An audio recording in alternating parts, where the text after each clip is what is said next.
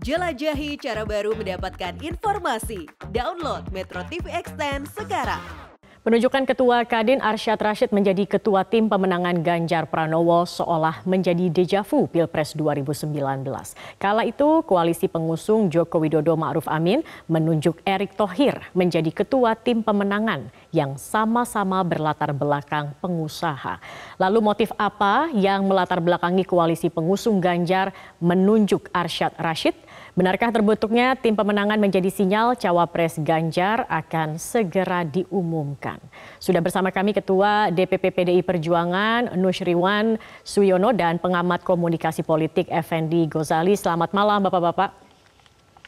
Selamat malam. Baik, saya ingin ke Pak Nusyriwan terlebih dahulu. Belum diumumkan siapa bacawa pres pendamping Ganjar, tetapi sudah membentuk tim pemenangan nasional. Apa alasannya?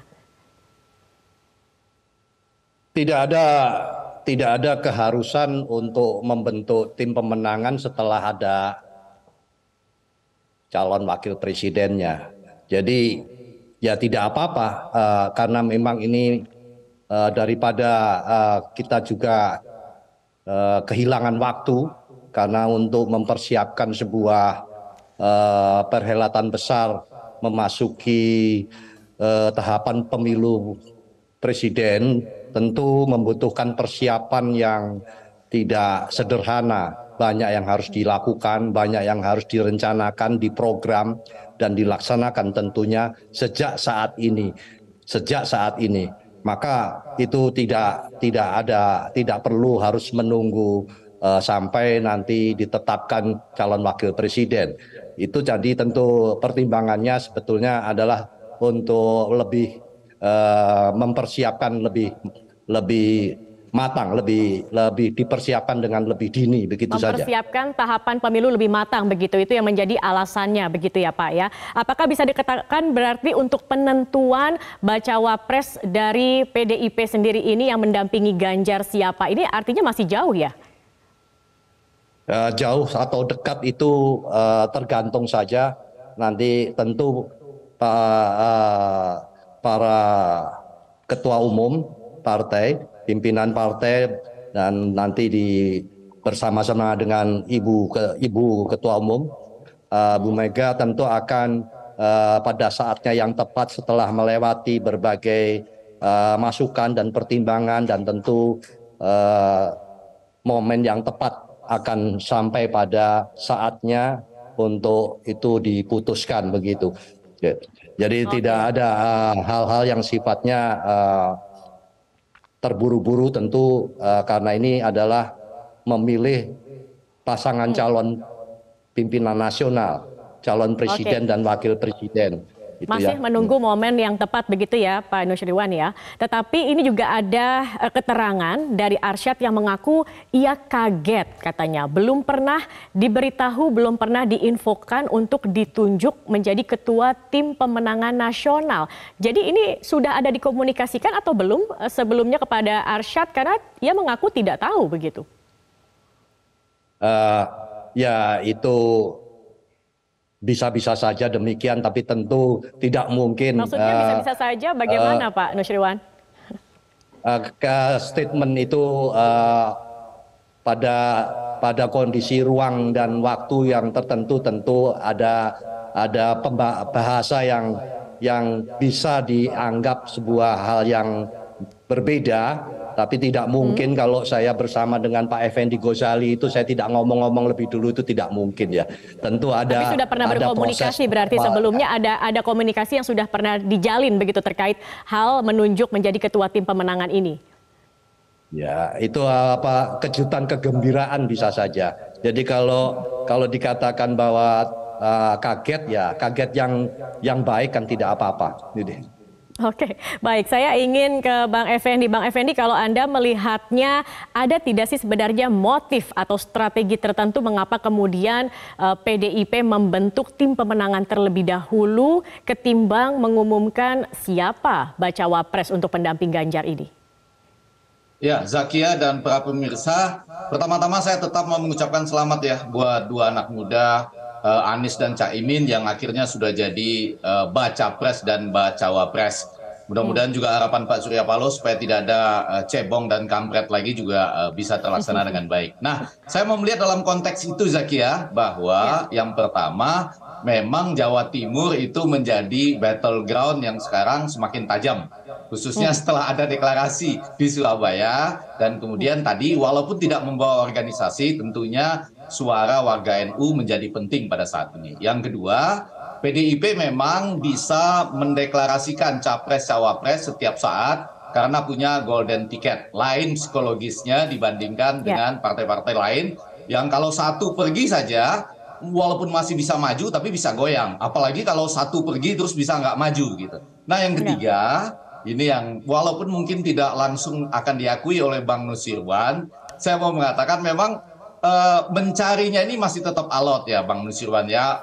Beberapa calon-calon wakil presiden yang sudah dihitung-hitung itu kan beberapa terlihat sekarang mulai bergeser. Caimin mungkin sudah tidak. Nanti kalau AHY masuk pun mungkin tidak dalam posisi cawapres misalnya karena baru bergabung. Nah, beberapa nama-nama potensial kan selalu ada di situ. Erick Thohir misalnya justru tidak menjadi ketua TKN karena posisinya salah satu yang disebut oleh Ibu Puan misalnya. Ada nama Sandiaga Uno, kemudian saya pernah mendengar Pak Sekjen menyebut Mahfud MD.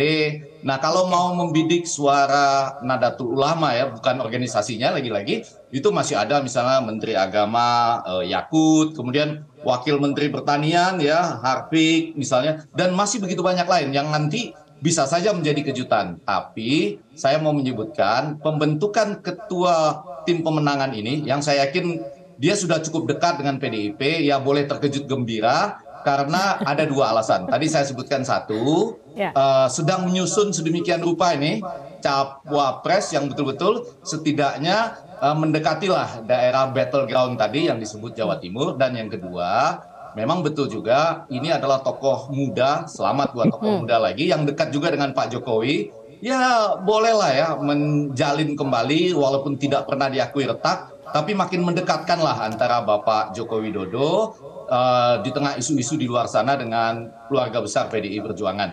Jadi psikologisnya memang dua-duanya dijalankan. Tim pemenangan dibentuk dulu sambil betul-betul teliti nih mencari calon wakil presiden. Jadi kalau Anda melihatnya saat ini fokusnya dari tim pemenangan ini justru untuk melihat dan memilih siapa bacawa pres yang tepat, bukan hanya untuk tahapan pemilunya. Jadi lebih fokusnya kalau Anda melihatnya saat ini berarti di sana. Karena bagaimana mau memikirkan strategi selanjutnya kalau belum ada bacawa presnya kan? Ya kan kita sudah tahu bahwa nanti pendaftaran itu 10 sampai 16 Oktober ya, dirubah oleh KPU itu bukan lagi 19 Oktober. Nah 10 sampai 16 itu memang sudah dekat. Ini ada satu isu baru yang menurut saya menarik untuk didiskusikan. Biasanya kalau ada capres, cawapres yang sudah leading atau memimpin dalam survei-survei itu, biasanya para donatur itu mulai menempatkan dananya sesuai dengan mana yang terlihat unggul dalam survei-survei. Konon kabarnya sekarang itu posisinya 3-1. Jadi kalau ada yang mau menyumbang untuk pasangan yang unggul di survei-survei, porsinya 3-1 bagi yang kurang unggul di survei-survei. Jadi nanti kan persoalannya seberapa besar pasangan-pasangan itu bisa rebound. Tapi lebih daripada itu saya rasa tim pemenangan ini strategis untuk mulai mengumpulkan dana yang dibutuhkan ya sesuai dengan prosedur untuk memenangkan kampanye dan kemudian memenangkan pemilihan. Sementara urusan capres-cawapres itu lebih banyak ke dalam tubuh PDI Perjuangan sendiri, walaupun Zakia, saya anggap ini tidak mudah pada saat ini, terutama setelah ada anak-anak muda yang maju dari battleground Jawa Timur. Baik. Terkait donatur begitu ya, Pak Nusriwan, ini penunjukan Ketua Tim Pemenangan Nasional Arsyad Rashid ini rasanya kalau kita lihat seperti dejavu di 2019, di mana saat itu Erick Thohir yang dipilih sebagai tim pemenangan. Ini dua-duanya sama-sama memiliki latar belakang sebagai pengusaha. Mengapa harus pengusaha? Apa jangan-jangan tadi ada kaitannya dengan donatur yang disebutkan dengan Bang Effendi? Ya tidak hanya langsung begitu, tentu juga harus memang mudah dipersepsikan demikian, memang gampang sekali untuk mempersepsikan posisi tersebut terkait dengan dukungan. Tapi tentunya juga perlu dilihat dari sisi kapasitas dan kemampuan jaringan, kan ini kan pemilihan presiden dan calon wakil presiden di seluruh Indonesia. Ini pekerjaan tidak sederhana. Jadi tentu membutuhkan kapasitas untuk mengorganisir pergerakan di seluruh tanah air ini. Jadi tidaklah kalau sekaligus langsung tinjauannya hanya membahas soal yang disampaikan Bung Effendi tadi.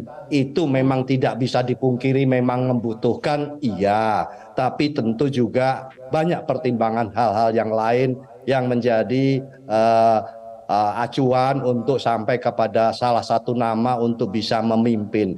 Kira-kira demikian.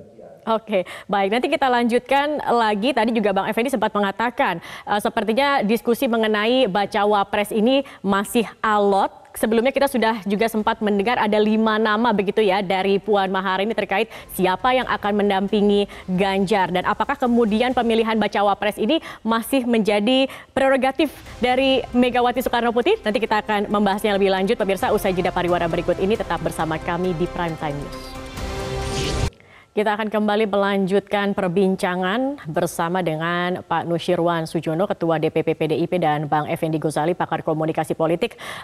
Pak Nusyirwan, berarti terkait dengan bacawa pres, tadi Bang Effendi mengatakan sepertinya masih alot begitu. Sebelumnya sempat disampaikan ada 5 nama untuk mendampingi Ganjar. Sekarang bagaimana? Apakah kemudian 4 nama inikah yang masih kira-kira nanti akan mendampingi? Atau kalau melihat pernyataan tadi dari Ridwan Kamil yang mengatakan berkomunikasi cukup sering dengan Megawati, ini sebagai tanda juga bahwa akan bisa jadi ada peluang untuk nama lain di luar dari nama yang pernah disebutkan. Ya, pengertian alot itu bisa dikonotasikan seolah-olah sulit atau katakanlah kondisinya sulit begitu. Tapi kalau saya melihat bahwa kami melihat tentunya tidak demikian. Semua itu baik-baik. Nggak ada yang dalam daftar calon itu kami melihat ada buruk, itu tidak ada. Tapi tentunya dari sekian yang daftar yang itu mana yang paling sesuai dengan menghadapi persoalan ke depan dan kesesuaian untuk memimpin bersama-sama pasangan calon presiden dan wakil itu. Dan yang berikutnya tentu karena wakil presiden ini kan posisinya 1 orang ya, tidak ada wakil presiden 2 gitu ya, sehingga tentu ada pertimbangan-pertimbangan yang memang harus cermat betul, tidak bisa terburu-buru. Dalam bahasa Jerman mengatakan jangan kesusu gitu kan, katanya begitu, katanya Pak Effendi Ghazali itu ya.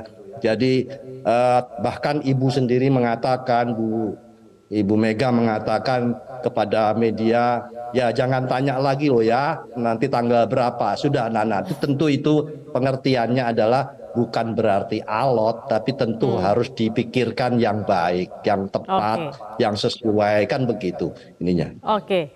Jadi sebenarnya kalau peluang adanya calon lain di luar dari 4 nama itu juga terbuka, dibahas juga. Ini kalau yang menentukan apakah masih Megawati Soekarnoputri atau akhirnya sekarang sudah ditentukannya, bisa diputuskan bersama dengan partai pendukungnya? Ya tentunya nanti kan akan dikomunikasikan ya, ada mekanisme untuk komunikasi tentu ada. Jadi pendapat atau katakanlah masukan dan kemudian nanti tentunya juga akan dibahas bersama. Itu kami menilai akan kondisinya akan demikian. Jadi tidak akan langsung disampaikan tanpa sepengetahuan